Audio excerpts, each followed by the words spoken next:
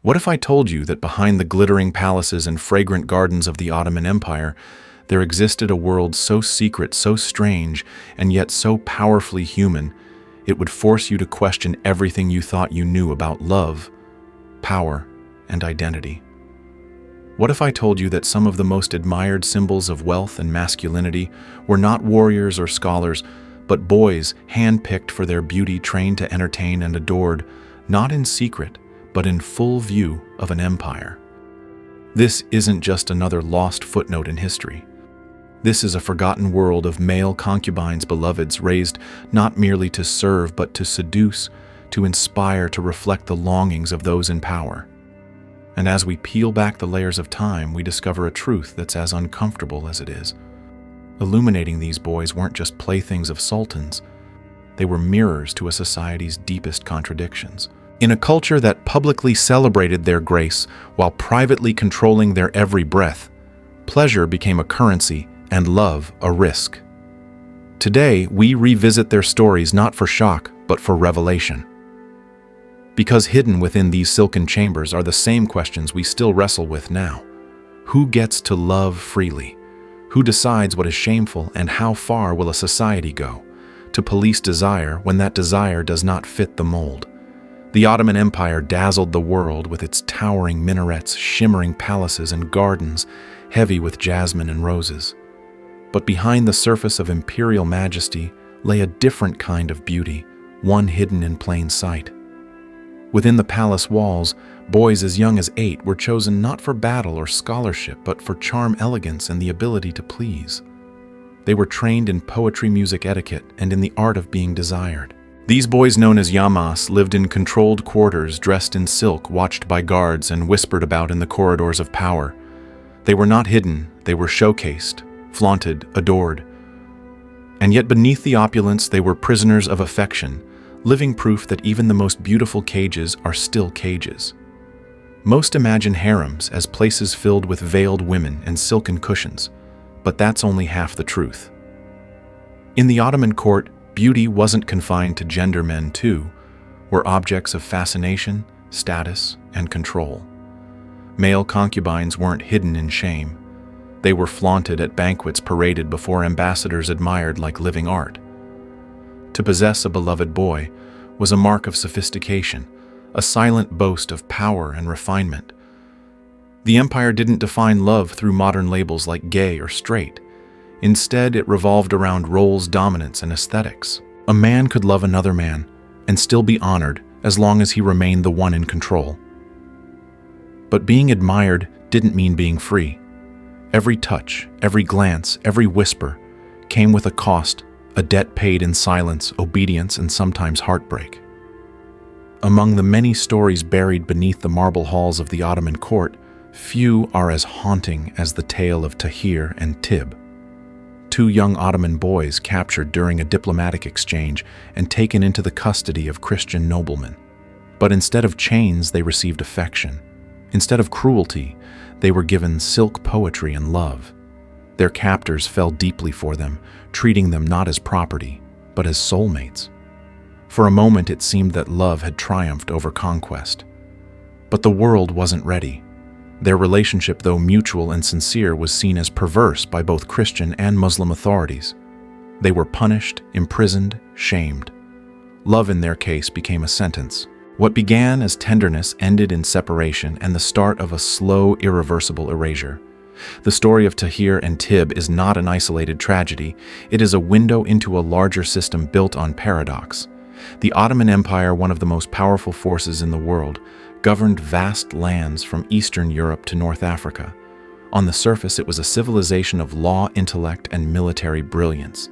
But behind that structure was a quiet empire of desire, carefully arranged, heavily monitored, and rarely questioned. Young boys, often taken from conquered territories, were brought into the palace not just as servants but as symbols. They were raised within walls where music, philosophy, and seduction intertwined. Their bodies became instruments of diplomacy, their silence a requirement, their presence a reminder that in the Ottoman world, beauty could be both a blessing and a sentence, admired in daylight but never truly free. Inside the palace, life for these boys followed a precise choreography. They were not allowed to roam freely nor speak out of turn. Each movement was trained, each gesture rehearsed.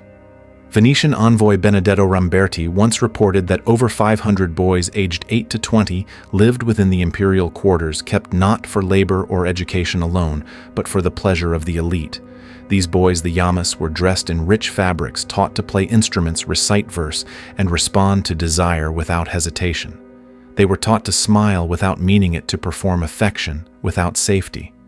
Some dreamed of rising through court ranks, earning public office, or escaping through marriage. But for most time was their only escape when beauty faded. They were quietly dismissed, their names forgotten, their stories erased from official memory. The Ottoman court didn't see love the way we define it today. There were no labels, no gay, no straight. Instead, relationships were classified by power: the dominant and the submissive, the active and the passive. A powerful man could take pleasure in another man without fear of shame so long as he maintained control. But true love, mutual emotional equal, was far more dangerous. To love a boy, not as a possession but as a partner, threatened the entire structure. It blurred the lines between hierarchy and heart. And in that space of blurred lines, risk lived. Affection became a currency, desire a weapon. And boys who dared to return love often found themselves punished for feeling what they were trained to inspire. In the palace, even love had rules, and breaking them meant breaking yourself. For the powerful men of the empire, sultans, viziers, and military commanders, keeping a beautiful boy by one's side was a mark of prestige. Among the janissaries, the empire's elite soldiers, such relationships were not only accepted, but woven into the fabric of camaraderie and loyalty. For the boys, it offered a temporary escape from poverty, access to luxury, education, influence. Some were even granted tax exemptions or future appointments in exchange for their obedience and beauty. But privilege did not equal freedom. Every favor had strings, every luxury a hidden cost. To be adored was to be controlled. From the outside, their lives seemed golden. But behind velvet curtains, many of them carried the quiet ache of never knowing whether their value came from who they were or how much they pleased. This delicate system of power and pleasure was not random. It was orchestrated from the very top.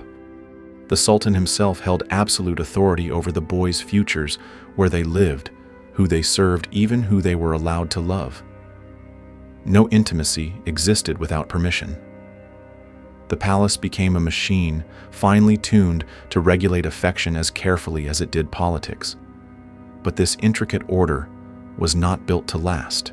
As the Ottoman Empire opened its doors to Western influence, new ideas began to seep in: ideas of morality, shame, and proper sexuality. What had once been celebrated began to feel taboo. Foreign diplomats looked on with disgust, their judgments cloaked in religion and civilization. And slowly the empire began to internalize those stares. The walls of the palace didn't change, but the silence inside them deepened. By the mid-18th century, the once celebrated presence of male beloveds began to vanish into whispers. The boys were still there, the relationships still existed, but they were no longer spoken of with pride. Shame replaced elegance. Love was now something to hide. Then came the final blow: the Penal Code of 1858. Under this law, any public act deemed contrary to modesty could lead to imprisonment and heavy fines. In Istanbul, enforcement turned brutal. Men were beaten in the streets, their heads shaved in humiliation. Some were sexually assaulted by authorities, punished for who they loved. The empire sent a chilling message: there would be no more tolerance, no more ambiguity. What was once a mark of refinement had become a public crime. And the beautiful, adorned boys of the palace became ghosts, still breathing but no longer seen. Many asked why now the Quran had remained unchanged for centuries. So what sparked this sudden crackdown?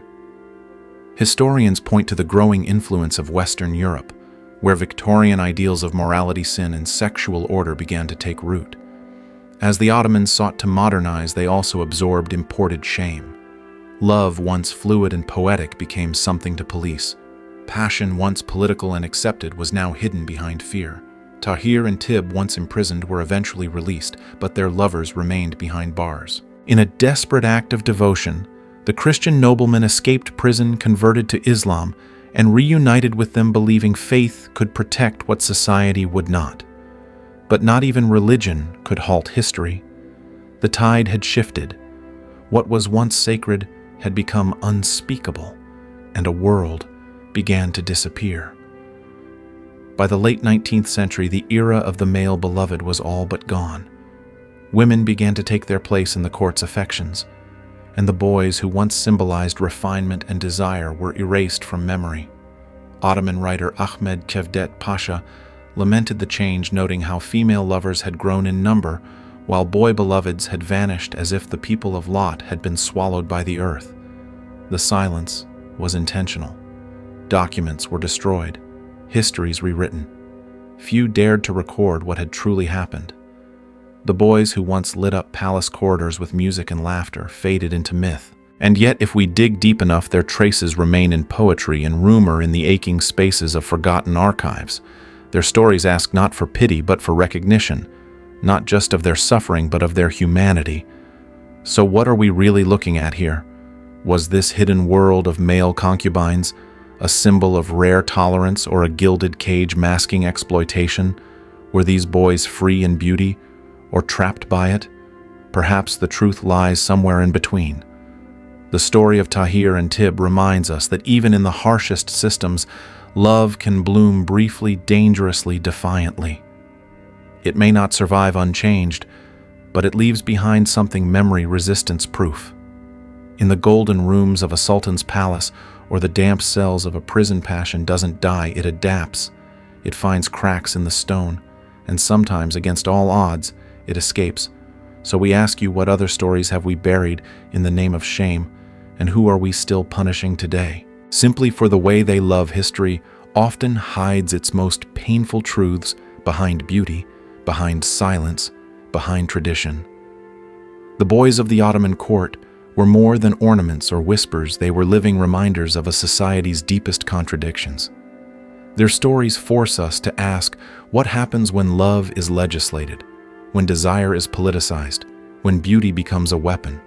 In remembering them, we don't just uncover the past, we confront the present. Because even today, across cultures and borders, people are still punished for loving the wrong way.